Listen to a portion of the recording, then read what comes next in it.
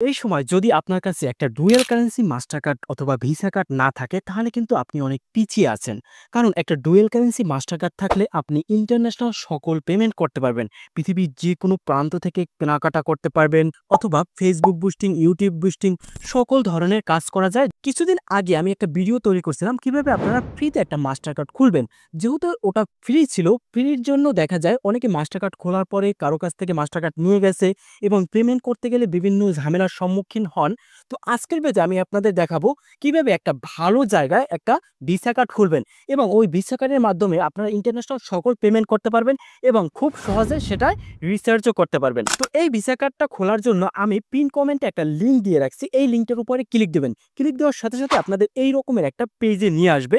আসার পরে কিন্তু এখানে দেখা যাবে যদি আপনি প্রথম অ্যাকাউন্ট খুলেন তাহলে আপনাকে $5 ফ্রি দেওয়া হবে। তো এখানে আপনারা দুইভাবে অ্যাকাউন্ট খুলতে পারেন। হয়তো আপনারা ম্যানুয়াল ভাবে জিমেল দিয়ে অ্যাকাউন্ট খুলতে পারেন এবং সরাসরি গুগলের মাধ্যমে অ্যাকাউন্ট খুলতে পারেন।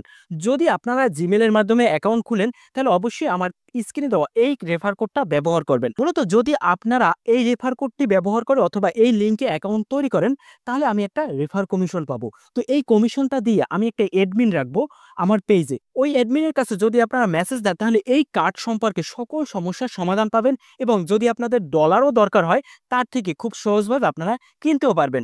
মানে আমাদের লিঙ্কে আপনারা অ্যাকাউন্ট তৈরি করলে কার্ডের সকল সমস্যার সমাধান পাবেন। আমি সরাসরি গুগলের মাধ্যমে অ্যাকাউন্ট তৈরি করব। সেক্ষেত্রে কন্টিনিউ উইথ গুগল এটার উপরে ক্লিক দেবো।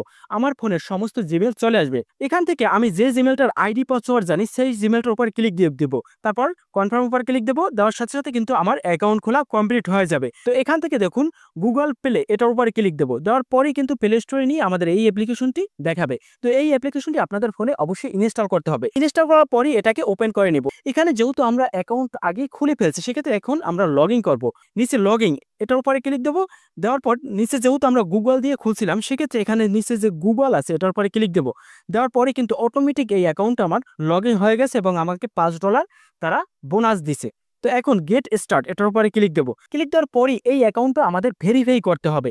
এখানে অটোমেটিক কিন্তু বাংলাদেশ চলে আসছে। যদি আপনার ইন্ডিয়া হন তাহলে এখানে কান্ট্রিটা অবশ্যই ইন্ডিয়া দেবেন। তারপর নেক্সট অপশনে ক্লিক দেবো। এখানে এনআইডি অনুযায়ী আমাদের নাম দিতে হবে। তো আমি নাম দিয়ে দিলাম এবং লাস্ট নাম দিয়ে দিলাম, ডেট অফ বার্থ দিয়ে দেবো। তারপর ডকুমেন্টের উপরে ক্লিক দেবো। এখানে আমাদের 3টা অপশনে আমরা এটাকে ভেরিফাই করতে পারবো।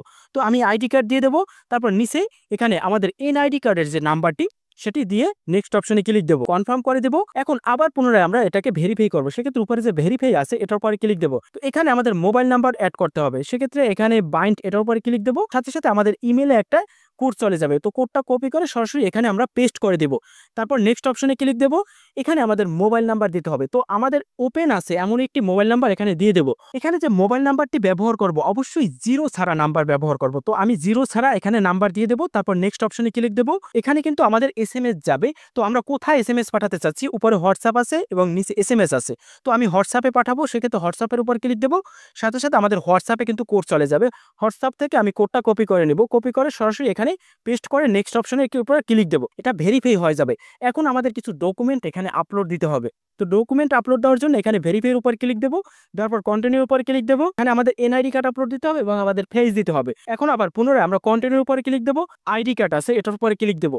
দেওয়ার পর আমাদের ক্যামেরাটা ওপেন হয়ে যাবে। পারমিশন দিয়ে দেবো এবং আমাদের এনআইডি কার্ডের প্রথম পার্টটা ছবি তুলে নেব। তারপর সাবমিট দিয়ে দেবো। তারপর আবার পুনরায় ক্যামেরা অন হয়ে যাবে এবং আমাদের এনআইডি কার্ডের পিছনের পার্টটার ছবি তুলবো। ছবি তুলে আবার কনফার্ম করে দেবো। কনফার্ম করার সাথে সাথে আমাদের এনআইডি কার্ড কিন্তু আপলোড হয়ে যাবে। আপলোড হয়ে এখন আমাদের ফেস ভেরিফাই করতে হবে। তো এই এনআইডি কার্ডটি যার তার ফেস অবশ্যই এখানে দিতে হবে। তো এখানে আমি ফেস ধরলাম। অটোমেটিক কিন্তু ওরা ফেস স্ক্যান করে নিয়ে গেছে। দেখুন কনফার্ম হয়ে গেছে। 1 থেকে 5 মিনিটের মধ্যে এটা অ্যাপ্রুভ করে ফেলবে তারা। এবং যদি আপনি স্বচ্ছ ছবি না দেন তাহলে কিন্তু অ্যাপ্রুভ করবে না। দেখুন যেহেতু আমার এটা 100% ছিল এই জন্য কিন্তু অ্যাপ্রুভ হয়ে গেছে। তো এখন আমি যদি রিফ্রেশ দিই দেখুন এখন কিন্তু এখানে উপরে ভেরিফাই আর আসবে না। তো আমার টোটাল ভেরিফাই করা শেষ। এখন যদি নিচে আমরা কার্ডের উপরে ক্লিক দিই, ক্লিক দেওয়ার সাথে সাথে কিন্তু এখানে ভার্চুয়াল কার্ড দেখা যাবে। এই ভার্চুয়াল কার্ডটা ক্রয় করার জন্য আমাদের $10 দরকার হবে।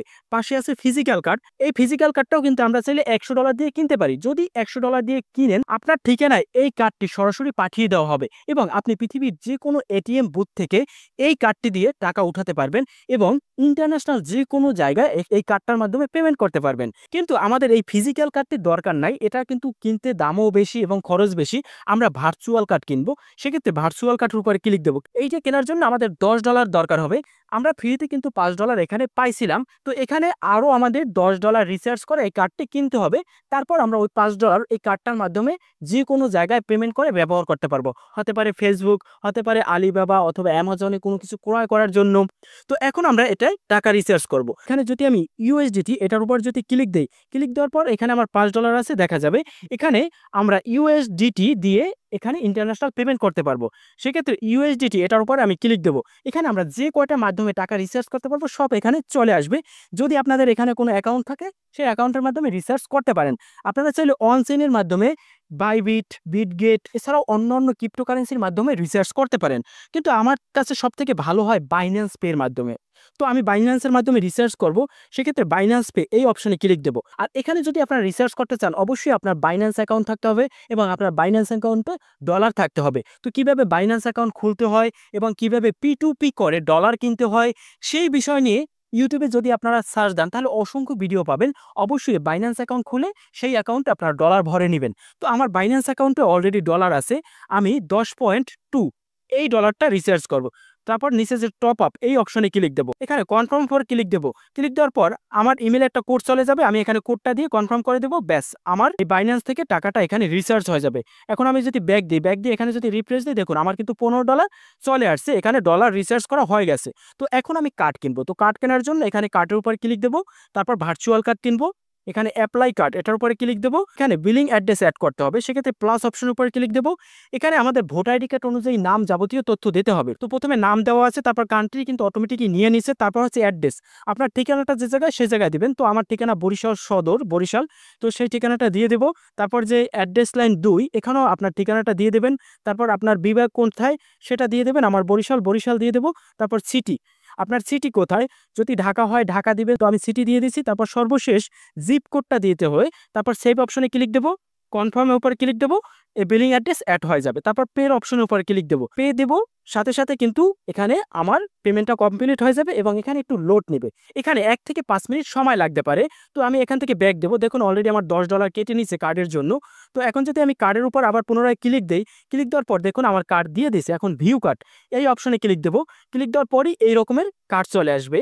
তো এই কার্ড আমি পেয়ে গেছি। এখন এই কার্ডটা যে কোনো জায়গায় ব্যবহার করতে পারবো। এখন চোখের মতো যে অপশনটা আছে এটার উপর ক্লিক দিলে আমরা কিন্তু এই কার্ডটা দেখতে পারবো এবং কার্ডের নাম্বারগুলো দেখা যাবে। তো আমি দেখাইলাম না কারণ এটা একটা সিকিউরিটি ব্যাপার আছে।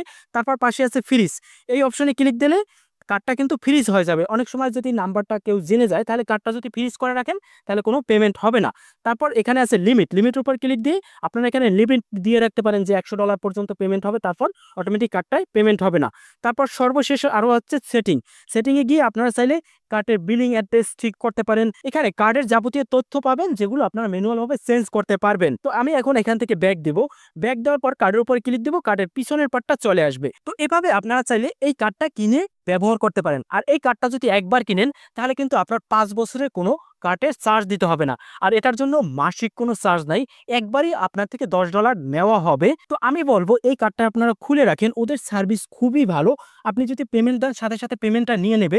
এবং যদি আপনারা আমাদের রেফারের মাধ্যমে কার্ডটা খুলেন তাহলে সরাসরি আমাদের ফেসবুক পেজে SMS এর মাধ্যমে এখানে ডলার আপনারা কিভাবে কিনবেন এছাড়াও কার্ডের যাবতীয় সকল সমস্যার সমাধান আমরা দিব যদি আপনারা আমাদের রেফার কোডের মাধ্যমে এই অ্যাকাউন্টটা তৈরি করেন। তো এই বিষয়ে যদি আপনাদের কোনো প্রশ্ন থাকে সরাসরি কমেন্ট সেকশনে প্রশ্ন করতে পারেন।